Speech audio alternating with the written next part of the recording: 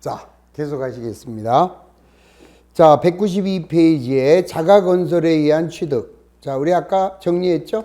자, 자가건설이라고 하면은 자기가 건물을 짓기 위해서 자, 무슨 뭐 재료라든지 또는 인건비라든지 경비가 나갔을 때 자, 이때는 대변에 현금이 나갔죠? 자, 현금이 나가면 아직까지 건물이 완공되지 않았으니까 자, 이때는 건설 중인 자산. 자, 이렇게 해서 했다가 건물이 이제 완공이 되면 건물, 그리고 이제 건설 중인 자산은 없어지면 되죠. 자, 이렇게 계약금이나 중도금으로 준 거하고 똑같이 이렇게 처리하시면 된다. 자, 공사 비용이 발생했을 때 차변에 건설 중인 자산, 자, 대변에는 현금. 자, 그 다음에 완공이 되면은 건물이 되면서 건설 중인 자산은 삭제하면 된다. 자, 그 다음에 8번 자산 관련 보조금은 요거는 지금 할 필요 없어요. 자, 요거는 거의 시험에 나오지 않는 건데 심화해서 다뤄드리도록 하겠습니다. 자, 한번 쭉 남기시면 자, 끝났고, 자, 이번에는 195페이지에 자, 후속원가. 자, 후속원가라는 것은 이제 건물을 이제 지금은 뭐를 했어요? 건물을 자, 취득하는 과정까지 했죠?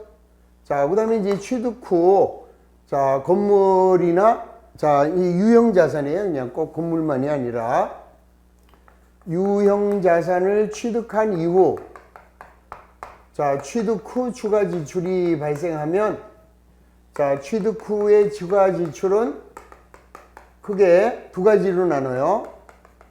하나는 자본적 지출이라는 거하고 자, 또 하나는 수익적 지출. 그래서 자본적 지출은 추가 후 추가 지출로 인해서 내용 연수가 연장되거나 그러니까 더 사용 기간이 연장되는 거죠. 아니면은 실질적인 가치가 증가되거나 그 다음에 뭐 증축을 하거나 개축을 하거나 자, 그 다음에 뭐 능률이 향상되거나 자, 이렇게 되거나 아니면 원가가 절감이 되거나 자, 이러한 추가적인 지출로 인해서 이러한 경제적 사건이 생기면 자본적 지출로 해서 이 경우에는 취득원가에 플러스. 그 다음에 이제 수익적 지출은 자, 원상회복이에요. 원상회복 비용이나 능률의 유지 비용이죠. 원상회복이나 능률 유지에 비한 비용, 요거는 그냥 단기 비용으로 처리를 하는데 자, 이때 자, 차량과 관련이 되겠다. 그러면은 차량과 관련이 있으면은 차량 유지비로 가시고 그 다음에 나머지 다 기타. 자, 기타다. 그러면 이때는 수선비로 이렇게 처리하시면 된다. 그래서 요 자본적 지출과 수익적 지출의 비교. 자, 먼저 195페이지에 자, 유형자산을 취득하여 사용하고 있는 기간 중에 여러 가지 형태의 지출이 발생한다. 자, 크게 자본적 지출과 수익적 지출로 나눌 수 있고 자본적 지출은 미래 경제적 효익의 제공기간의 비용화를 위하여 지출한 연도의 자산의 원가로 처리하는 것이며 수익적 지출은 지출할 때 비용으로 처리한다. 근데 우리 한국제때 국제회계 기준에서는 뭐 자본적 지출, 수익적 지출 이런 용어는 없어요. 그냥 자, 내용 연수가 연장되거나 실질적인 가치가 증가되거나 자, 이러한 경우에는 취득원가에 플러스하고 그 다음에 이제 현상 유지, 원상 회복 비용 이런 비용일 때는 자, 수선비로 떨면 되는 거죠. 자, 그러면은 넘겨갑니다. 자, 먼저 196페이지에 자, 중요 기출 문제를 보시면 자, 유형 자산으로 분류되는 아파트 관리 시설의 수선 유지 교체와 관련하여 발생하는 후속 원가. 그러니까 이 추가 지출을 다른 말로는 후속 원가 이렇게 얘기를 하고 자, 먼저 일상적인 수선 유지를 위한 사소한 부품의 교체 원가. 자, 이 경우에는 자, 여기에 들어가면 안 되죠. 자산으로 하면 안 되고 그냥 단기의 비용으로 떨어야 한다. 그래서 일상적인 수선 유지 비용은 자산으로 인식할 수 없고 비용 처리 1번 맞고.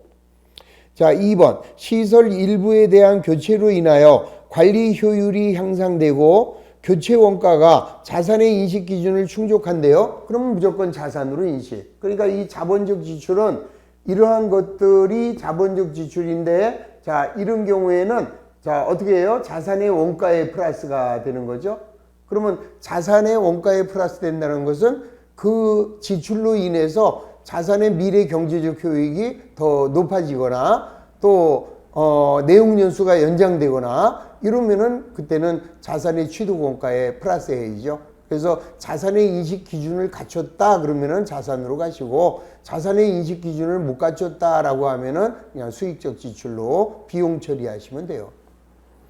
자, 3번 시설에 대한 정기적인 종합검사는 자산의 인식 기준을 충족하더라도, 바로 틀렸죠. 자산의 인식 기준을 충족하면 자본적 지출이에요. 그러면은 자산으로 가야지 비용으로 처리해서는 안 되죠. 3번이 땡. 자, 4번 일상적인 수선 유지에서 발생하는 원가에는 시설 수선이나 유지 인원의 노무비가 당연히 포함될 수 있죠. 자, 그런 비용은 단기 비용으로 처리한다. 자, 설비에 대한 비반복적인 교체에서 발생하는 원가라도 자산의 인식 기준을 충족했대. 그러니까 신경 쓸 거 없어요. 자산의 인식 기준을 충족했다 그러면은 자산으로 인식하시면 된다. 그래서 3번만 틀렸다. 자, 이제 이런 경우에 이제 어떤 문제, 추가적으로 어떤 문제가 나오냐 하면은 잘못 회계 처리할 수 있죠. 자, 자본적 지출로 해야 될 것을 얘를 수익적 지출로 처리했대요. 그러면 이때는 어떻게 되느냐? 자, 자본적 지출은 자산이에요. 그러면 자산으로 해야 될 것을 지금 수익적 지출 비용으로 했죠. 그러면 자산은 적어지고 자산으로 해야 될 거를 비용 처리했으니까 자산은 적어지고 비용은 커지는 거죠. 그러면 비용이 커지면 이익은 어떻게 돼요? 적어지죠? 그리고 이렇게 생각해도 되죠. 자산의 크기는 이익의 크기와 같으니까 자산을 적게 하면 이익이 적어지고 자산의 크기는 자본의 크기와 같으니까 자본이 적어진다. 이렇게 동달아 이해하시면 돼요. 반대로 자, 수익적 지출로 처리할 것을 자본적 지출로 처리했다. 그러면은 이거는 뭐예요? 비용으로 해야 될 것을 자산으로 한 거니까 비용은 적어졌고 자산은 커졌죠. 그러면 자산이 커지면 이익이 커지고 자산이 커지면 자본이 커지죠. 이렇게 돼요. 그래서 이런 것을 우리는 뭐라고 하느냐? 혼수자본이다 이래요. 이런 경우에를 혼수자본. 그러니까 혼수자본이라는 것은 물탄자본이다 이거죠. 자본을 더 부풀렸다 이럴 때 혼수자본. 그 다음에 이 경우에는 어떻게 됐어요? 자, 자산을 적게 했잖아요. 그러면 자산을 적게 함으로써 자본이 감춰져 있는 거죠. 이렇게 감춰져 있으면은 이럴 때는 뭐가 쌓였느냐? 비밀 적립금이 쌓였다. 이렇게 얘기를 합니다. 그러니까 자본의 크기. 자, 우리 항상 이렇게 되잖아요. 자산은 100원이고 부채가 40원이고 자본이 60원입니다. 근데 지금 자산을 어떻게 했어요? 크게 했어요. 얘를 110원으로 했으면 얘는 그대로 있으니까 얘가 70원이 되죠. 그럼 원래 자본은 60원인데 70원으로 물탔어. 그래서 물탄 자본이다. 혼수 자본이다. 이렇게 얘기하고, 그 다음에 여기는 어떻게 됐어요? 자, 원래가 자산이 100원, 얘가 40원이면 60원인데 얘를 90원으로 자산을 적게 기상해요. 그러면 자본은 50원으로 이렇게 감추고 있죠. 감추고 있을 때 비밀적립금. 자, 부풀리고 있으면은 혼수자본이다. 요거 연관관계를 잘 정리를 해 놓으시면 됩니다. 자, 그래서 1번 자본적 지출을 수익적 지출로 잘못 분류했다면, 자, 자산은 적어지고 비용은 커진다. 자산이 적어지니까 이익은 적어지고, 자, 따라서 이익이 적어지면 자, 비밀 적립금이 발생하게 된다. 자, 그다음에 수익적 지출을 자본적 지출로 잘못 분류. 그럼 비용으로 할 것을 자산으로 했으니까 자산은 과대기상되죠. 비용은 적어지고. 따라서 이익이 커지면 자본이 커지고 따라서 물탄자본, 혼수자본이 발생하게 된다. 이렇게 이해하시면 되겠습니다. 자, 그 다음에 이제 197페이지 감가상각. 자, 이제 감가상각이 또 제일 우리 유형자산에서는 가장 꽃이에요. 제일 잘 나오는 파트가 되겠습니다. 자, 예를 들어서 우리 그 신바람 운수회사에서는 이런 그 자동차를 사요. 그러면 이 차량 운반구를 얼마에 구입했느냐? 1,000만 원에 구입했어요. 그러면 이 택시회사에서는 이 차를 사가지고 뭐 몇십 년 동안 운행을 할 수가 없죠. 보통 내용연수는 4년에서 5년 정도로 보면 되죠. 일반적으로는 4년 정도라고 그래요. 근데 요즘에 차들이 워낙 좋게 만들어져서 5년도 관계없어요. 그건 뭐 상관없잖아요. 우리는 어차피 출제자가 왕이에요. 출제자가 하라는 대로 내용연수가 5년이라고 하겠습니다. 자, 그 다음에는 뭐가 나오느냐? 잔존가액이라는 게 있죠.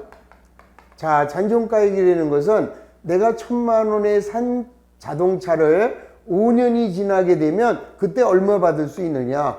요즘에는 뭐 누가 5년 된 뭡니까 승용차를 사요. 그래서 잔존가액은 없다 이러면 되는데 예를 들어 가지고 이 차가 1,000만 원에 샀는데 5년 지나서 100만 원은 건질 수 있다. 그러면 잔존가액은 있는 거죠. 그러면 잔존가액을 10% 100만 원이라고 가정하면 자, 이렇게 이제 나오잖아요.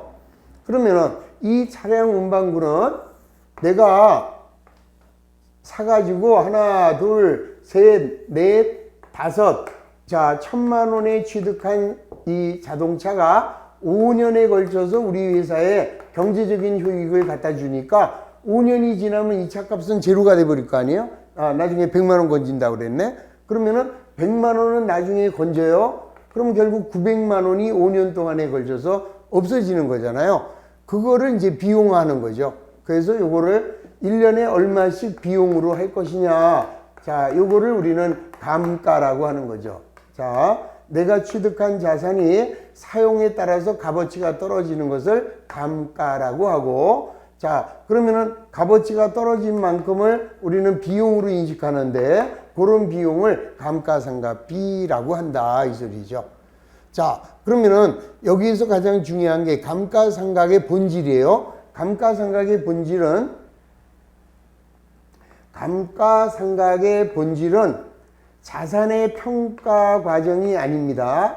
자산을 평가하는 것이 아니라 얘가 미래의 경제적 효익을 가져다 주는 기간에 걸쳐서 동일하게 효익을 갖다 주니까 그 동일한 기간의 비용으로 인식하는 거죠. 그래서 감가상각은 자, 자기가 취득한 1,000만 원을 취득원가를 사용 연수에 걸쳐서 배분하는 원가의 배분 개념으로 이해를 하셔야 돼요. 그러니까 감가상각이라는 것은 자산을 평가하는 과정이 아니라 자기가 취득한 1,000만 원을 사용할 수 있는 기간에 걸쳐서 비용으로 배분하는 원가의 배분 과정이다. 이렇게 이해를 하시면 되고, 자, 그러면 이런 감가상각의 방법에는 몇 가지가 있느냐? 여러 가지가 있습니다. 자, 먼저 가장 대표적인 것이 정해법이 있고요. 그 다음에 이제 연수합계법이라는 것이 있고, 그 다음에 정률법이 있고, 그 다음에는 이중체감법, 자, 그 다음에는 뭐 비례법이라고 그래요. 자, 비례법. 자, 비례법에는 생산량 비례법이나 또는 작업시간 비례법 이런 것들을 감가상각의 방법 이렇게 얘기를 하고 있습니다. 자, 그러니까 이제 감가상각 방법은 자, 내가 1,000만 원에 취득을 했는데 1년에 얼마만큼 값어치가 떨어졌느냐 그거를 이제 계산하는 거죠. 그 계산 방법에 여러 가지 방법을 만들 수가 있다.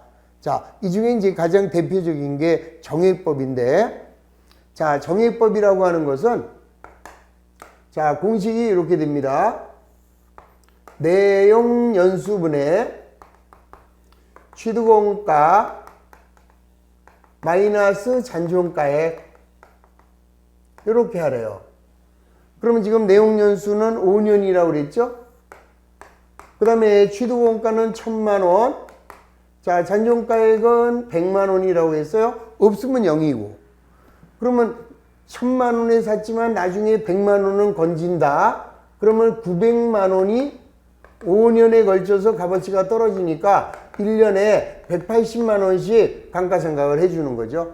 그러면 1차 연도에 180, 2차 연도도 180, 자, 3차 연도도 180. 자, 이렇게 동일하게 감가상각이 이루어져요. 그래서 이 정액법과 같은 방법을 우리는 직선법이라고 합니다, 이게.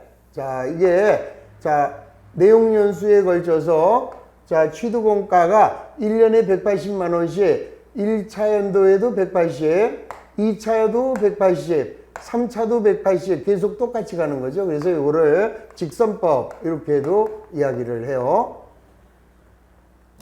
그 다음에 요거 세 가지 방법은 요 세 가지는 가속상각이라고 그래요. 가속상각이라고 그래가지고 자, 이 가속상각의 그래프를 그리면 이제 이렇게 됩니다. 자, 처음에는 많이, 그 다음에 가면서 이렇게 적어지죠. 이런 모양을 띠게 됩니다. 자, 내용연수에 걸쳐서 초기에는 감가상각을 많이 하고 이제 이렇게 갈수록 적어지는 거죠. 이게 이렇게 적어집니다. 자, 여기 이제 여기 그래프에서 여기 보시면은 이런 식으로 이렇게 이루어져요. 이렇게 이루어져서 1차 연도, 2차 연도, 3차, 4차, 5차 초기에는 감가상각을 많이 하고 그 다음에 점점 줄여주는 방법. 그래서 얘를 가속상각이라고 하는 거죠. 그러면 이 가속상각의 이론적인 근거는 우리가 새로운 자동차일 때는 많이 벌잖아요.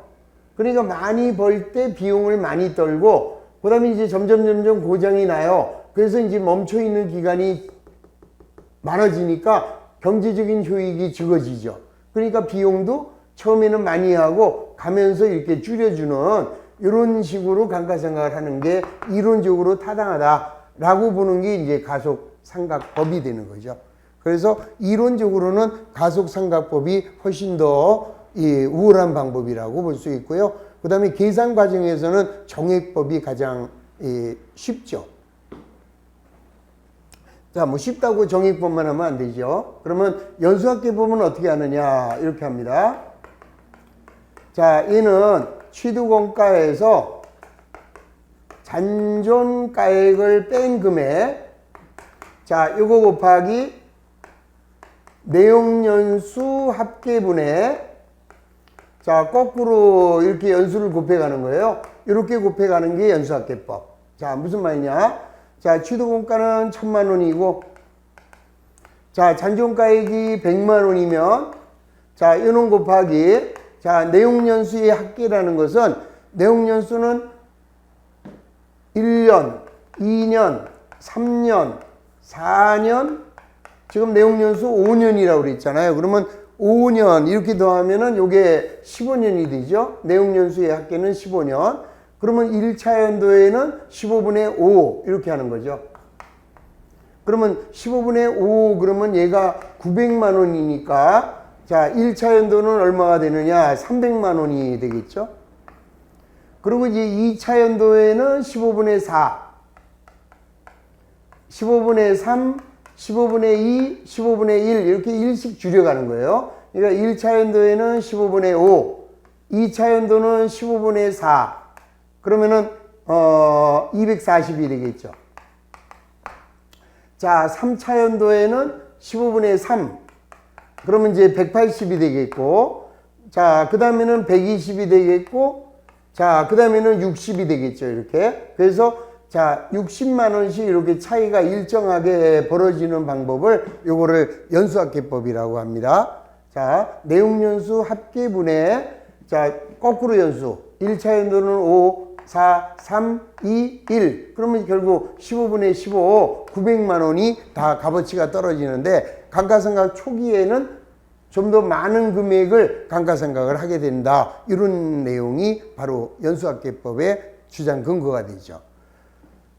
자, 그 다음에 이제 정률법. 자, 정률법은 미상각액에다가 정해진 비율을 곱합니다. 미상각액 곱하기 정해진 비율. 그러면은 여기서 이제 미상각액이라는 것은 자, 여기서 이제 계산해 드리면 자, 1차 연도는 자, 지금 얼마에 샀어요? 1,000만 원에 샀어요. 그러면 미상각, 한 번도 상각을 안 했으니까 1차 연도에는 1,000만 원에다가 정해진 비율을 곱하래요. 그럼 이때 이 정해진 비율은 이걸 어떻게 구하느냐? 그러면은 1 마이너스 내용연수 루트예요. 그래서 여기가 취득원가분의 잔존가액 이렇게 해주는 거죠. 그럼 이렇게 해주면은 자, 1 마이너스 지금 내용연수는 5년이고 자, 취득원가는 1,000만 원에 잔존가액 100만 원. 요걸 이제 계산을 해서 풀어주는 거죠. 이걸 풀어주면은 이 얼마 나옵니까 이거? 이 뭐 간단하죠. 36%. 36%. 자, 어떻게 나왔냐고 물으시면은 예, 뻥이에요. 이거는 우리 일반 계산기로 이거 죽었다 깨놔도 이거 안 풀리죠.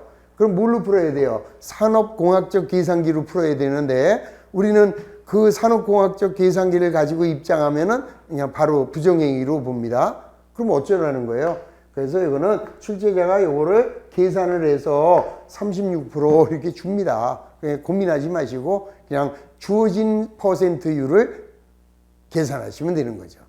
대신에 이제 계산하려면 자, 1차 연도에는 1,000만 원에 36%니까 1차 연도는 360이 값어치가 떨어지죠. 그러면 2차 연도는 자, 취득원가에서 미상각액을 구하라고 그랬어요. 자, 미상각액이란 아직 상각 안 된 금액. 그러면 1,000만 원에서 360을 빼면 미상각액은 640이 되고 자, 640에 36%가 되는 거죠. 그러면 자, 230만 4천 원. 요게 이제 2차 연도의 감가상각비가 되죠. 그러면 3차 연도는 640만 원에서 자, 뭐를 빼요? 요거 230만 4천 원을 빼면 자, 409만 6천 원이 나오죠. 자, 409만 6천 원에다가 동일한 36%를 곱합니다. 그러면은 147만 자, 409만 6천 원에다가 36% 하면은 147만 4,560원 이렇게 나오죠. 자, 이렇게 계산하는 방법이 이게 정률법이에요. 근데 여기서 이제 요령을 하나 알려드리면 이렇게 계산하는 건 굉장히 불편하잖아요. 그래서 이제는 다른 방법. 자, 360만 원이 1차 연도 나오잖아요. 그러면 이번에는 이놈의 보수를 곱하시면 돼요. 그럼 보수는 36%의 보수는 64% 더해서 1이 100%가 되는 거니까 0.64가 되겠네요. 그러면 계산기 가지고 360만 원 나온 거에서 곱하기 64% 그러면은 230만 4천 원이 나오죠. 거기다가 다음 연도는 또 곱하기 0.64 합니다. 곱하기 64% 그러면은 1474560 이렇게 나와요. 그럼 그 다음 년에는 요거에 0.64를 곱하면 곱하기 64% 하면은 그 다음에는 얼마 나와요? 94만 3,718원 이런 식으로 해서 그냥 곱해 나가면은 굉장히 빠르게 계산할 수가 있죠. 자, 이런 방법을 우리가 정률법이다 이렇게 얘기하고 그 다음에 이제 하나 더 요 내용연수 합계를 구하는 거예요. 자, 지금 내용연수가 5년이면은 1, 2, 3, 4, 5 더해서 15잖아요. 그럼 내용연수가 만약에 10년이면 1, 2, 3, 4, 5, 6, 7, 8, 9, 10, 55. 그럼 내용연수 50년이면 1에서 50 쓰다가 시험 끝나겠네. 그래서 요 내용연수의 합계를 구하는 공식은 2분의 n 곱하기 n 플러스 1 하시면 돼요. n은 내용연수예요. 그러니까 2분의 내용연수가 5년. 그러면 n 플러스 1이니까 그 다음에는 6년이 되죠. 그러면 5, 6이 30을 둘로 나누면 이게 15년 이렇게 나온다 이거죠. 그럼 만약에 내용연수가 10년이면 어떻게 돼요? 자, 2분의 10년 곱하기 n 플러스 1이니까 11이 되고, 그러면 10에서 11을 곱하면은 110이 되죠? 그러면 2로 나누면 55가 내용연수의 합이 되죠. 그래서 1차 연도는 내용연수 55분의 10, 55분의 9, 55분의 8 이런 식으로 요 계산하시면 간단하게 계산할 수 있습니다. 자, 다시 한번 2분의 요거예요. 2분의 n 곱하기 n 플러스 1 이렇게 해주시고, 자, 그 다음에 이중체감법은 미삼각의 곱하기 정률. 뭐예요? 똑같네요. 정률법도 미삼각의 곱하기 정률. 자, 이중체감법도 미삼각의 곱하기 정률인데, 자, 이때의 정률은 자, 정해법의 배법이래요. 자, 정해법의 배법은 자, n분의 1의 2배 이렇게 구하시면 돼요. 그러면 지금 내용연수가 5년이니까 5분의 1의 2배가 되죠. 그러면 얘는 정률은 40%가 되는 거죠. 그 다음에 계산 방법은 똑같아요. 1000만 원 곱하기 40%. 그러면은 1차 연도는 400이 되고, 그 다음에 2차 연도는 1000만 원에서 400을 뺀 600만 원 곱하기 40%. 이렇게 곱합니다. 아니면 이렇게 곱해도 돼요. 1차가 400만 원 나왔으면 그 다음에 보수 0.6이 되겠죠. 자, 이렇게 곱하시면, 자, 여기 이제, 자, 여기 이제 다시 한번 보면 정률이 0.4가 나왔어요. 그러면 1차 연도는 자, 1000만 원 곱하기 0.4 그러면 400이 나오고, 1000에서 400을 빼면은 600이니까 여기서 40% 하면은 240. 그러면 600에서 240 빼면은 360이 나오니까 그거에 0.4 하면은 144 이렇게 나오잖아요. 근데 이렇게 할 필요가 없다라는 거죠. 우리 아까하고 똑같아요. 자, 400만 원이 1차 연도께 나오면 그 다음에는 보수 0.6을 곱하면 4, 6이 24. 240만 원이 나오면 또 곱하기 0.6 하면은 144 이런 식으로. 자, 정률법하고 연수학계법은 요 끝에 와서 계산을 보수 방법으로 하시면은 간단하게 답을 빨리 구할 수가 있는 거죠. 자, 그 다음에 이제 비례법이라고 하는 것은, 자, 요거는 이제 생산량을 비례할 수도 있고 작업 시간을 비례할 수도 있는데, 그럼 우리 자동차 같은 거는 어떻게 하면 되느냐? 그러면은 자, 취득원가가 1000만 원이에요. 그 다음에 잔존가액이 100만 원입니다. 그러면 이 자동차 같은 경우에는 주행거리를 가지고 하면 되죠.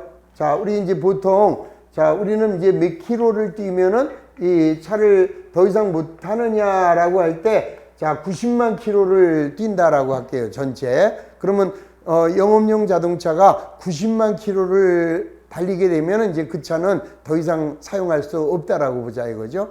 근데 금년에 얼마나 운행을 했느냐? 24만 킬로를 뛰었대요. 그러면 900만 원 곱하기 90만 분의 24만 그러면은 240만 원이 감가상각비가 되겠죠. 이런 식으로 자, 이렇게 비례해서 계산하는 방법을 비례 방법, 비례법이라고 한다. 그래서 이 비례법은 뭐 생산량 비례법 이런 거는 자, 예를 들어 가지고 탄광을 하나 구입을 했어요. 이 탄광에 묻혀 있는 석탄이 예를 들어서 900만 톤이라고 한다. 그런데 얘를 얼마에 샀느냐? 1000만 원에 샀다. 그러면 1000만 원 마이너스 나중에 얘네들을 석탄을 다 캐고 났을 때 잔존 가치를 100만 원이라고 하면은 결국 900만 원이 값어치가 떨어지는 거죠. 그럼 900만 원 곱하기 자, 총 900만 톤 중에서 금년에 120만 톤을 생산했다. 그러면은 자, 120만 원이 감가상각비가 되겠죠. 이런 식으로 생산량을 비례하든지 작업 시간을 비례하든지 이렇게 주행 거리를 비례한다든지 이런 비례 방법으로서 감가상각을 할 수 있다. 이게 이제 비례법이다. 이렇게 이야기를 합니다. 자, 요 이제 이 중에서 이제 공식 요 네 가지는 꼭 좀 외워두시고요. 이제 문제 나올 때마다 이제 자꾸 반복해서 외울 거니까 크게 스트레스 받지 마시고 그냥 즐겁게 외워두시면 돼요. 이렇게 외워두시고. 자, 그 다음에는 감가상각비를 기록을 하는 방법이에요. 자, 감가상각비를 기록하는 방법에는 다시 뭐가 있느냐? 자, 직접법과 그 다음에 간접법, 즉 충당금 설정법이 있다. 자, 그럼 이제 이걸 가지고 한번 감가상각을 해봅니다. 자, X1년 1월 1일 날, 자, 내용연수 5년, 자, 잔존가액 100만원, 취득원가 1000만원인 자동차를 구입했대요. 그러면 차량 운반고 1000, 자, 현금이 1000.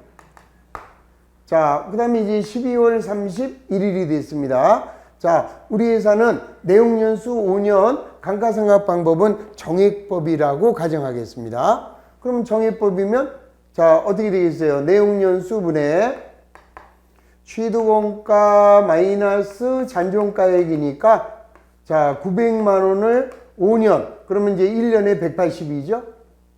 자, 그러면 12월 말일 날 감가상각비가 180 이렇게 되는 거죠.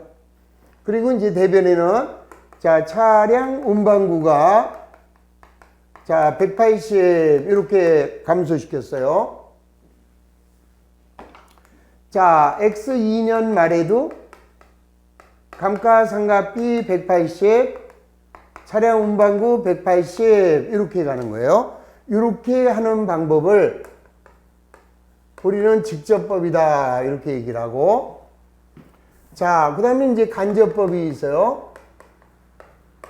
간접법은 자, X1년 1월 1일 날은 차량 운반구가 1000,